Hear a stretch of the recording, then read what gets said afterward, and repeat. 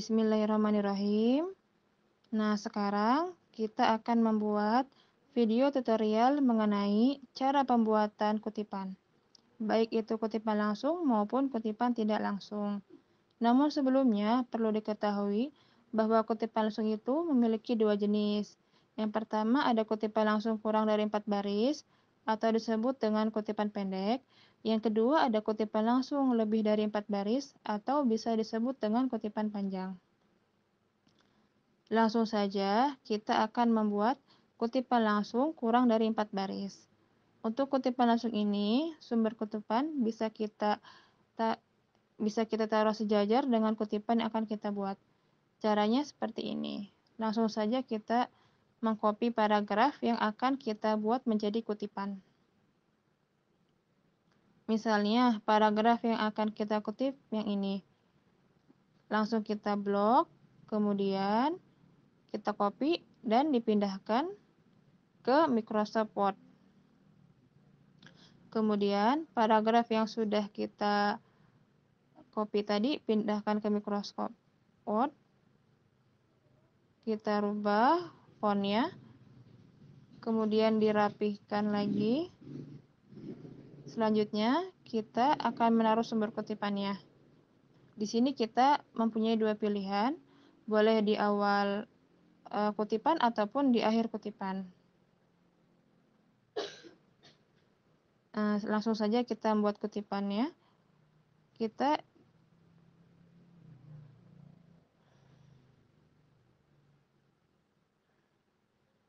Misalkan kita menggunakan sumber kutipan yang di awal.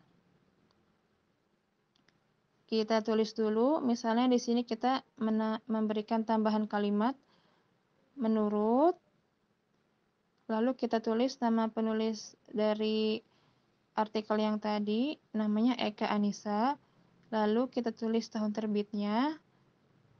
Tahun terbitnya diberi tanda tutup kurung, buka kurung, menurut Eka Anissa tahun 2021. Nah, sebenarnya bentuk yang seperti ini saja sudah cukup. Namun kalau kita mau pakai halaman, kita bisa memberikan tambahan di sini. Setelah tahun terbit, kita beri titik 2, lalu nomor halamannya. Misalkan nomor halamannya 145, maka bentuk dari sumber kutipannya akan seperti ini. Penulis, tahun terbit, dan nomor halaman. Atau tadi kita tidak mau pakai nomor halaman, maka tinggal dihilangkan saja nomor halamannya, cukup dengan penulis kutipannya, kemudian tahun terbitnya. Jadi kalau kita membuat sumber kutipan di awal akan seperti ini bentuknya. Selanjutnya kita akan membuat masih kutipan langsung, kurang dari 4 baris, namun dengan sumber kutipan yang ada di akhir. Misalnya kita masih menggunakan kalimat yang tadi, cukup kita blok saja, kemudian di copy dan dipindahkan ke bawah.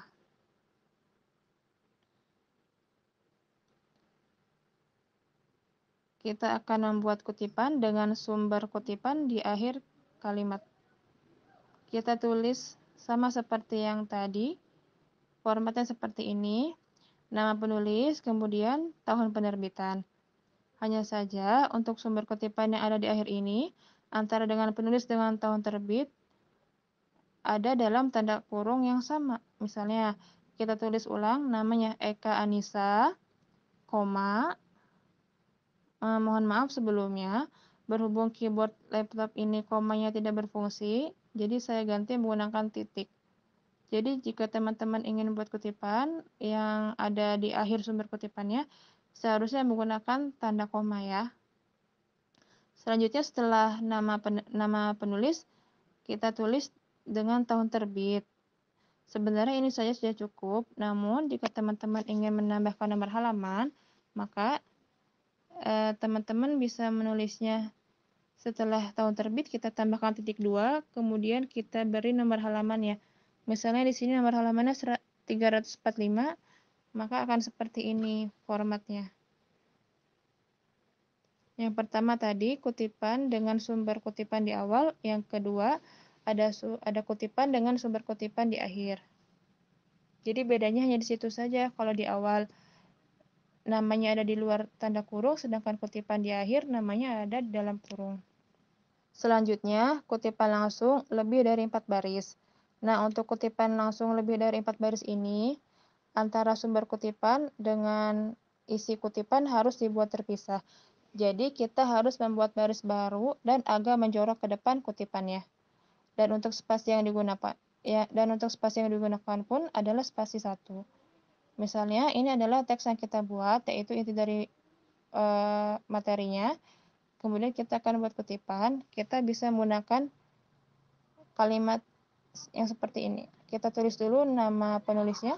Misalnya di sini Eka Anissa, tanda kurung tahun terbitnya 2021. Terus kita mau pakai tipe yang ada nomor halaman ya. Kemudian kita tinggal tambahkan titik 2, terus kita kasih nomor halaman ya.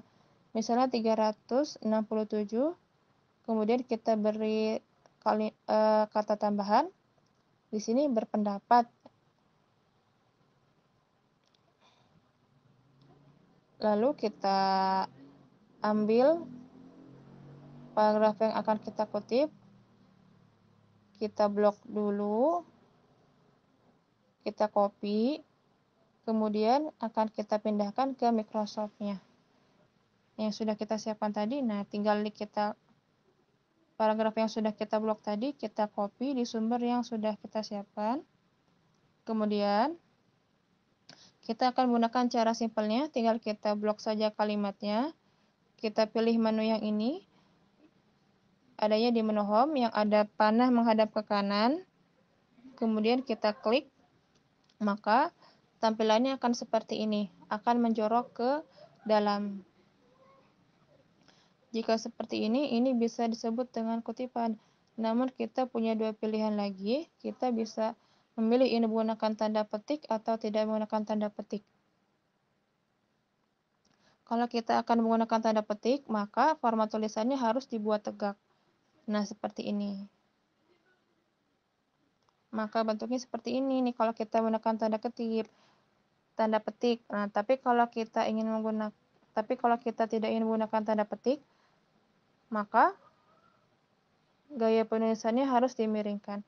Misalnya kita blok lagi, lalu kita pakai menu yang ini, yang di home nih, yang tanda miring seperti ini. Nah, kita klik, maka bentuknya akan seperti ini, otomatis akan menjadi miring.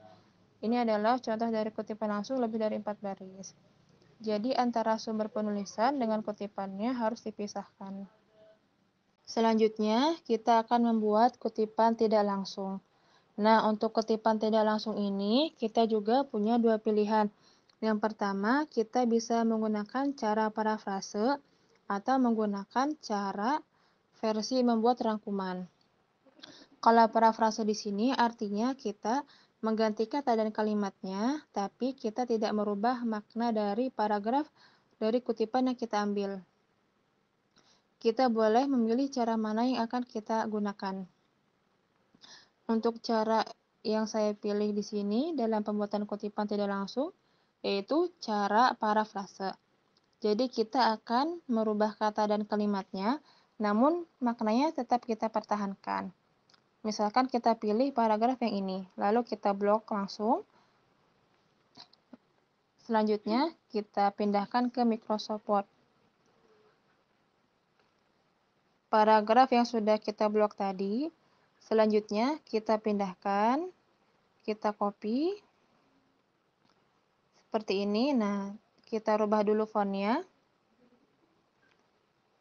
Kita beri keterangan bahwa kalimat ini adalah kalimat aslinya sebelum kita rubah menjadi kutipan tidak langsung. Nanti akan kita bandingkan dengan teks yang sudah kita buat menjadi kutipan dengan cara parafrase. Langsung saja kita buat kutipan tidak langsung menggunakan cara parafrase. Artinya kita merubah kata dan kalimatnya, namun kita tidak merubah maknanya. Kita buat sederhana saja.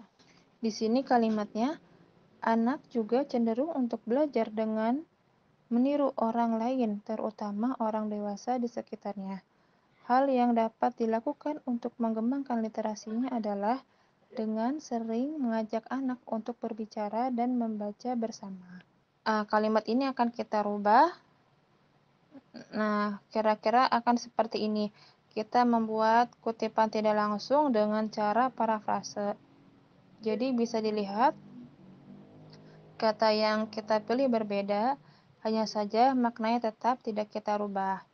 Selanjutnya, untuk menaruh sumber kutipannya, kita bisa dengan cara yang pertama, sama dengan cara yang pertama tadi. Kita boleh menggunakan kutipan di awal ataupun kutipan dengan sumber yang ada di akhir. Misalnya, kita menggunakan yang tadi. Nama penulisnya adalah Eka Anissa. Kemudian tahun terbitnya adalah 2021, lalu tahun terbitnya kita kurung. Seperti ini.